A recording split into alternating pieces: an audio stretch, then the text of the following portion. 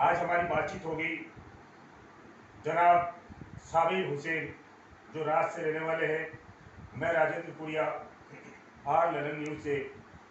आप चुनाव के दिनों में कांग्रेस के प्रत्येक ताज होती है, मैदान में आप कूद चुके हैं।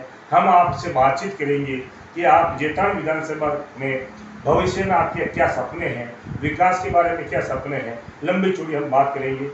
जनाब साबिर हुसैन साहब, नमस्कार। नमस्कार राजेंद्र जी। आपने आज जो मुझे आम कार्यकर्ता के इंटरव्यू के लिए बुलाया, उसके लिए मैं पहले तो आपका शुक्रिया अदा करता हूँ। मैं मुस्लिम समाज से हूँ और रास का रहने वाला हूँ। मैंने इस बार 77 साल में पहली बार मुस्लिम समाज से किसी युवा ने कांग्रेस पार्टी से टिकट की मांग की। 50,000 हमारे मतदाता है समाज के। उसके बाद 36 कौम का साथ है। मेरा पारिवारिक जो है स्थिति ये है कि मैं राज से बिलोंग करता हूँ और हमारे 36 कौम के साथ अच्छे संबंध है। मेरा परिवार पिछली 3 पीढ़ियों से हिंदू मुस्लिम कोई जातिवादी हमने कभी वो महत्व नहीं दिया और 36 कौम के साथ हमारा अच्छा संपर्क है, अच्छा प्रभाव है, प्रेम है। और हम लोग जो है 36 कौम में शादी ब्याह बहुत बर्तन खाजे आते जाते रहते हैं। और हमारे गाँव का जो माहौल है वो भी बहुत शानदार है। हिंदू मुस्लिम एकता का जबरदस्त एक पाली जिले में एक उदाहरण है एकता का, एक संगम है राष्ट्र। कोई जात पात कोई लड़ाई नहीं, बिल्कुल भाईचारा प्रेम। उस हिसाब से मैं 36 कौम को साथ लेकर के और इस बार मैंने कांग्रेस से टिकट की मांग की है। तो मैं उम्मीद करता हूँ कि इस बार कांग्रेस पार्टी जो है हमें टिकट देगी। आपने कांग्रेस पार्टी से उम्मीद की, आप एक सक्रिय भूमिका कार्यकर्ता के रूप में कांग्रेस पार्टी की सेवा भी कर रहे हैं, जैसे कि जनता के द्वारा हमें बताया गया। हम आपके गांव में आए थे, आपके क्षेत्र में हमने बातचीत की, लेकिन पार्टी आप ही को ही क्यों चुने, या चुन भी ले तो आप क्षेत्र में किन विकास के मुद्दों को लेके जाएंगे? ऐसा है राजेंद्र जी, पार्टी मुझे ही क्यों चुने? बिल्कुल। इसकी मैं आपको वजह बताऊँ। 77 साल में पहली बार किसी मुस्लिम ने मांग की है। युवा हूँ और पिछले 35 सालों से कांग्रेस हारती आ रही है। तो मैं ये चाहता हूँ कि अगर पार्टी इस बार किसी युवा को मौका दे तो मेरे समाज के 50,000 वोट हैं और 36 कौम मेरे साथ है। और मैं 36 कौम से आशा करता हूँ कि हमने 77 साल से पार्टी को वोट ही दिया, हाथ के सिंबल पे, बिना कोई जाति धर्म देखे। आपका मुद्दा मेन है, ये मैं युवा हूँ और युवाओं को मौका देना चाहिए। आप ही के पार्टी में पैनल में अभी नए 4-5 युवा चेहरे हैं। महेंद्र चौहान वर्तमान पर सरपंच, किशोर चौधरी वर्तमान सरपंच एवं ब्लॉक अध्यक्ष, एवं उन्हीं के साथ दीनाराम धोलिया, एवं उन्हीं के साथ आप ये मान लीजिए माइनॉरिटी से भी शहर से वो मान रहे हैं। क्या युवाओं के ऊपर आपने विशेष तौर से जो क्षेत्र में विकास की ठान रखी है, उनमें से आप दौड़ में शामिल मान रहे? जैसे आपने बताया कि मैं 70 साल से पहली बार माइनॉरिटी से टिकट मांग रहा हूँ, मुस्लिम समुदाय से। राजस्थान में आपके समाज के और भी टिकट कांग्रेस पार्टी देती है, कुल कितने देती है? पिछली बार 16 दिए थे राजेंद्र जी। इस बार माननीय राहुल जी ने कहा है कि हम राजस्थान में 20 टिकट माइनॉरिटी को देंगे। अच्छा, तो राहुल जी के उसी बात के आधार पर आप उम्मीद लगा के बैठे हैं कि राहुल जी 4 बढ़ा रहे हैं तो उस 4 में मैं भी शामिल हूँ। क्या आपको ये उम्मीद है? बिल्कुल है सर, बिल्कुल है। इसी उम्मीद से कर रहे हैं आप? बिल्कुल कि राजस्थान में भी 4 सीटें हमारे राजस्थान में समुदाय? 4 सीटें हैं। दूसरी बात है कि पाली जिले में मुस्लिम मतदाता के तौर पे देखा जाए तो जैतान में 50,000 मुस्लिम मतदाता हैं। इसलिए मैंने ये मांग रखी है कि इस बार मुस्लिम जिले के रूप में मुस्लिम समाज से मुझे टिकट दें और मैं 36 कौम को साथ लेकर के इस बार कांग्रेस की जीता के लाऊंगा और मजबूती से चुनाव लड़ा के लड़कर और जीत कर दिखाऊंगा। आप ही चीज बताइए मुझे।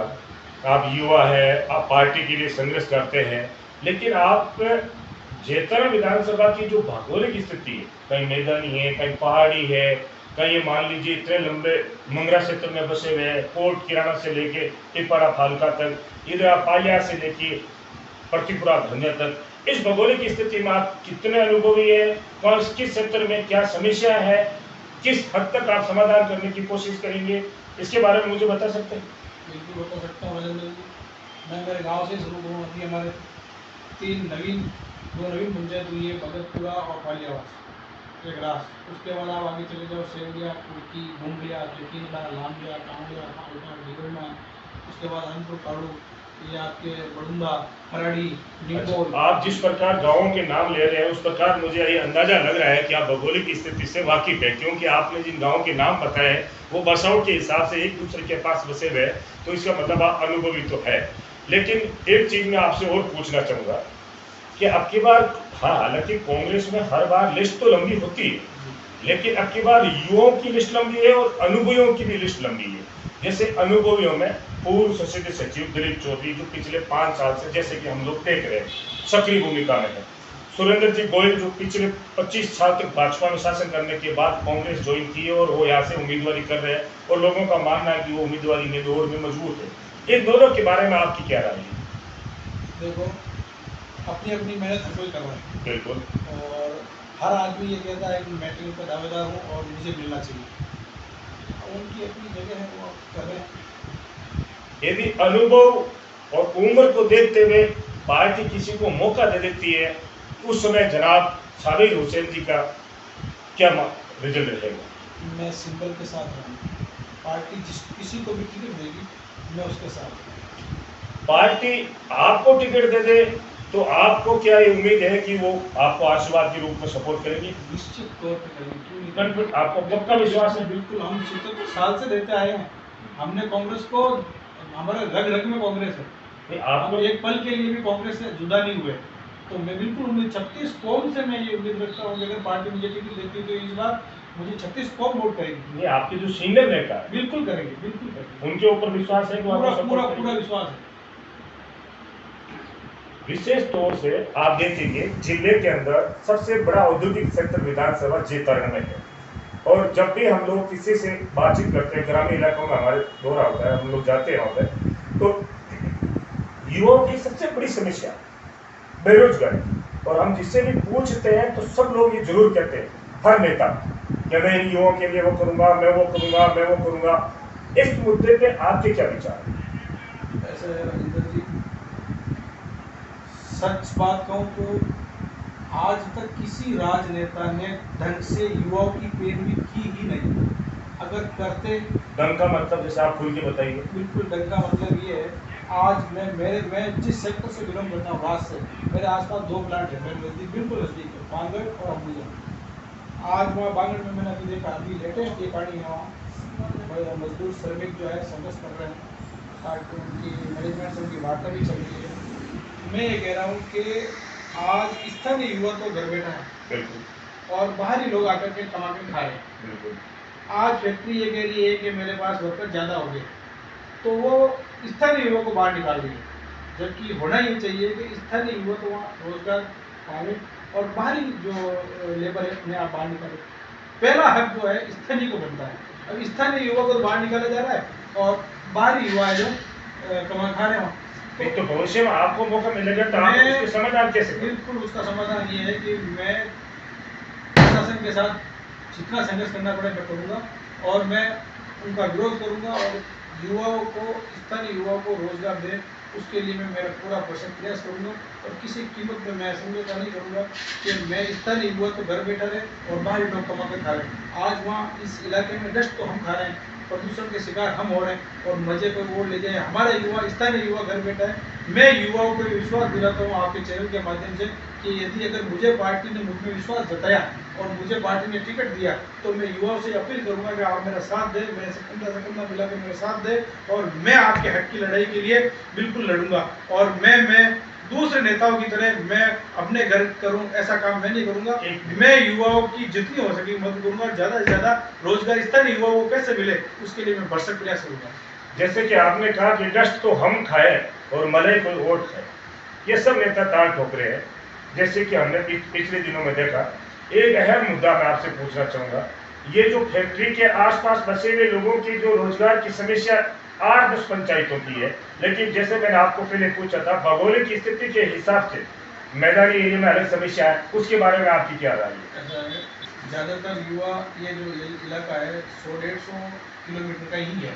इधर निम्बोल में भी फैक्ट्री है, जैतरण से नज़दीक है। इधर हमारे बल्लाड़ा से भी एक नया अल्ट्राटेक प्लांट चालू हुआ है। उधर रास में अंबुजा है, बांगड़ है।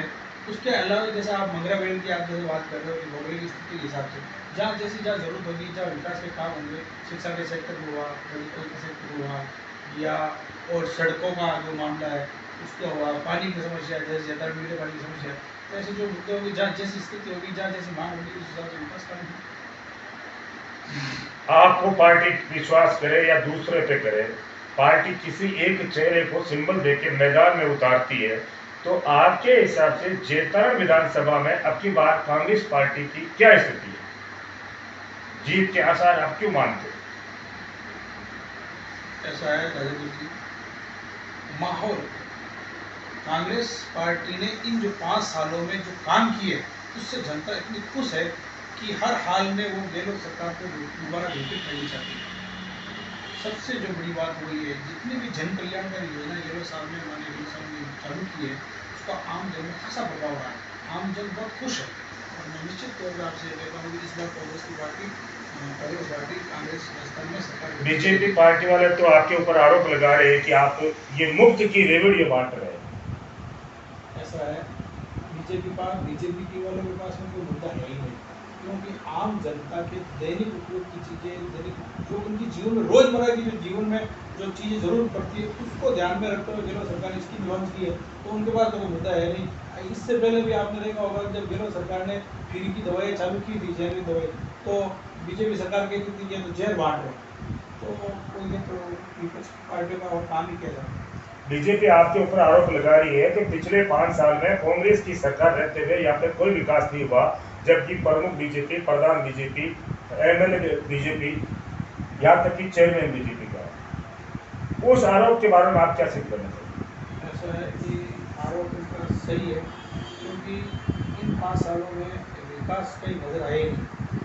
और अविनाश जी कई ऐसी पंचायतें हैं जहाँ में गए, जैसे पीपाड़ा, इधर या फिर फालका, इधर में गया तो लोगों ने कहा 1 रुपये का काम इन 5 सालों में ना तो पार्टी की तरफ से ना एमएलए फंड की तरफ से कोई